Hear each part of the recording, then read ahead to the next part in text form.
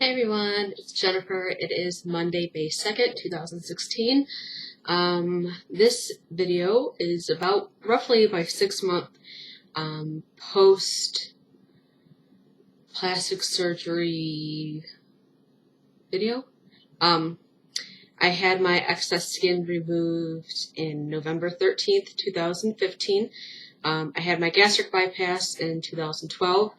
I had a gastric bypass revision done in 2014, and then I had obviously my excess skin removed in 2015. So now it is 2016. I just saw my surgeon yesterday for my 6-month checkup, and I didn't really understand what the point of a 6-month checkup was because, I'm done with everything, I'm healed. My incisions have healed. There's no openings. It's just a matter of time till things fade away. So I didn't really understand why I had to go, but I trust my surgeon. So if he said to come, then I was coming. So get there, waited, saw him. He thinks everything looks good. And then he was feeling around the areas where I have excessive scar tissue, which I knew I did. I just assumed that it was normal to still have this much scar tissue in these certain areas. And I've brought this up in past videos about how I have 2 areas where scar tissue is still very prominent. But I've just been massaging it like I'm supposed to and put the cocoa butter on my incision lines. The cocoa butter is working. It takes time. It's not going to fade away right away, and I have never used any of those scar adhesive. You know what I'm talking about? The things that you get at CVS or whatever. They're supposed to help your scar heal faster. I don't use that crap. I was told cocoa butter, vitamin E, whichever one, and I used cocoa butter, and it's been working fine. But he's seen those areas, and he said, well, I guess we got to reschedule. I guess we got to schedule you for your scar revision surgery. And I was like, my what? I didn't even know that surgery existed until he said it. And so upon further questioning, I found out that it's basically where they go in, and they basically cut out your scar tissue, so you back up and you're fine. I don't really know what the point of mine is outside of it just being, the areas being flatter. I don't know if there's a medical reason to do it. Honestly, I didn't even ask because I do trust my surgeon so much. It is covered by my insurance. There's my 20% that I have to pay, but I don't have to pay that till after they bill the insurance, and then whatever's left over they give to me, kind of like how my other surgeries were. It takes less than an hour, so I guess they take me back, they prep me, they give you an IV for the anesthesia, they go in, it takes less than an hour, they take you back to recovery, you're there for about an hour, maybe less than an hour, and you go home. They said I need to take about 3 days off work. They always do theirs on a Thursday, so I'd have to take Thursday, Friday, and Monday off of work. That's a lot to ask for me because I don't have vacation days and I don't get sick days. I only work part-time, and I just took time off work to go to Disney World with my family. So it's a lot to ask of me because it's losing pay. And the money that I lost in November when I had to take 4 weeks off for my plastic surgery, I'm still playing catch up with those bills, and I have help here. So yeah, I can't really take off a bunch of work, but I kind of looked at the calendar and I'm like, if I do my surgery June 30th, which is a Thursday, all I really have to do is take off Thursday and Friday because that Monday is July 4th and I have the day off. It's holiday pay. So I'm really only losing 2 days of pay that way. So that's what I did. I called. I actually scheduled the surgery on Saturday when I was there, but I scheduled it for a day that doesn't work well for me in regards to work events. So I rescheduled it today. So now my what do I call it? See, it's such a new surgery. I forget what it's called. The scar revision surgery is scheduled for June 30th. I hope it helps. I mean, I'm not real discouraged by how my body looks right now.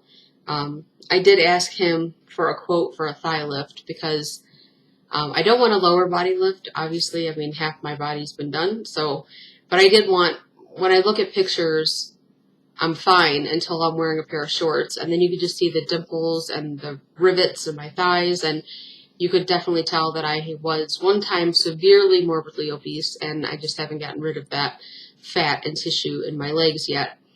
And it's just kind of there. And I asked him for a quote for that. So that is not covered by insurance. It would be the exterior and then the interior thigh, and then there's liposuction. He said he would have to do liposuction as well. So that came to about $9,000, and I can't afford that. I'm in the process of trying to pay off my credit cards, and I'm not. Part of those credit cards that I'm paying off is still my care credit for my other plastic surgery. So I'm not really looking to get further into debt with that. So that's not going to work, and that's not going to happen. But I am having the scar removal surgery. We'll see how that goes. I'm not unhappy with my body outside of, the stupid thigh thing, but I can wear jeans for that. I'm fine. My clothes do fit a little bit weird because my lower half of my body is so full figure. Like, I am a perfect hourglass now. So my top, I can wear, I still wear an extra large, but it's a form-fitting extra large. But my bottoms, I'm still in a 16, even though my stomach, I could easily go into a 14, maybe even a 12, because my pants are so big at the stomach area. They're big there. But for my hips and my behind and my thighs, I still have to wear a 16. So, not the worst problem in the world. I mean, there's much bigger things going on, so other than that, I'm happy with the way everything looks. I'm assuming the scar revision surgery is just going to make everything flatter, which is kind of the point, I guess. I'm happy with the way it is and just hoping that in time the scar tissue will go down, but the way he said, the way that it's clumped up and I told you guys before, it literally feels like a fist, like a big, huge bump like this, and you could feel it going down. Like, it's pretty bad. And then there's two little bumps, like, underneath, between my between my new belly button and my breastbone. You can feel these two very prominent bumps, which is scar tissue too. So they're just going to remove that. Other than that, things are going well. I don't really have anything else to complain about. Things are fine. I've been maintaining my weight. I'm at 212. I fluctuate between 210 and 212, which is a much better fluctuation range than I was having prior to my plastic surgery, which was anywhere from 210 to 215, and then I got to 215 to 220, and then I got all the way back up to 232. So they took 12 pounds with the plastic surgery, and that brought me down to 220, and then I've lost 8 pounds on my own, and I've maintained that 8 to 10 pounds on my own. So I'm 4 years out from my gastric bypass. So to be 4 years out and have still maintained a pretty over 100-pound loss, I consider a success. I don't feel like I don't really feel like I'm struggling with food as much anymore. I've come to a place of acceptance with a lot of things. I do monitor my calories, and I'm eating between 1,800 and 2,000 calories a day, and I'm maintaining my weight.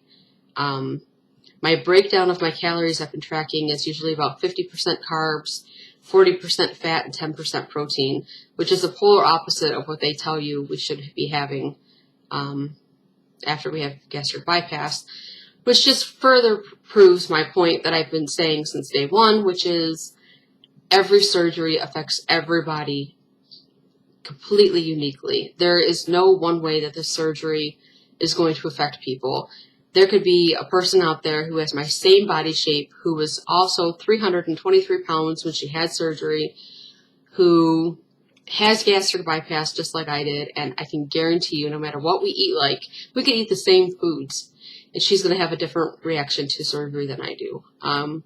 I've said in here many, many, many times, I never really changed my eating habits. I just eat less. I still eat fast food pretty much for every meal. I very rarely cook at home.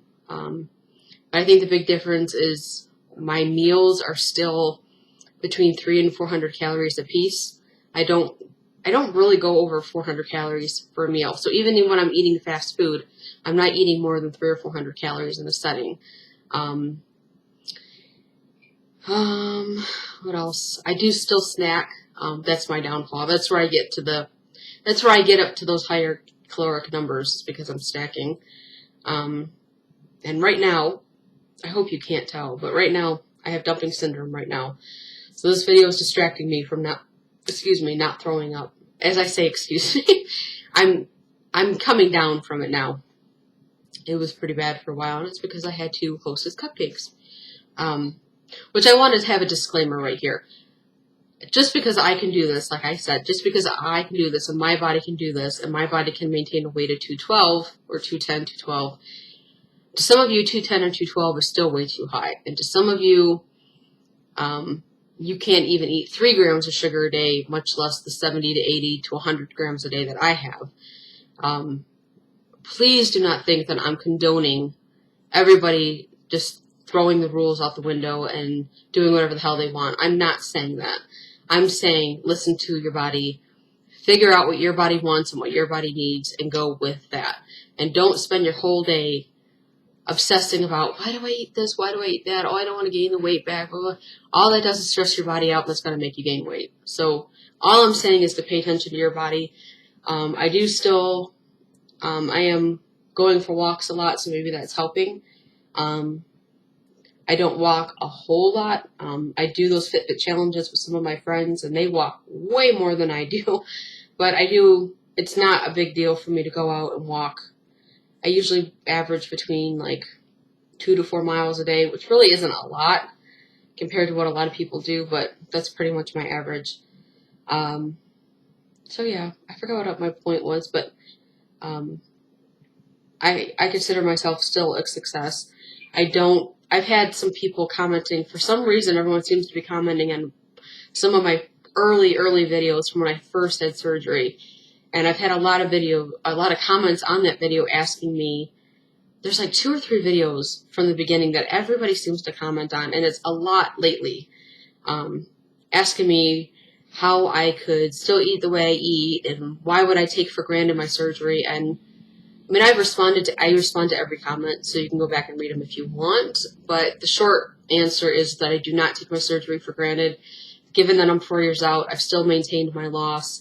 I'm happy with the way my body looks. I'm not obsessed with food anymore. A lot of my health conditions have gotten better. Some of them have gotten worse.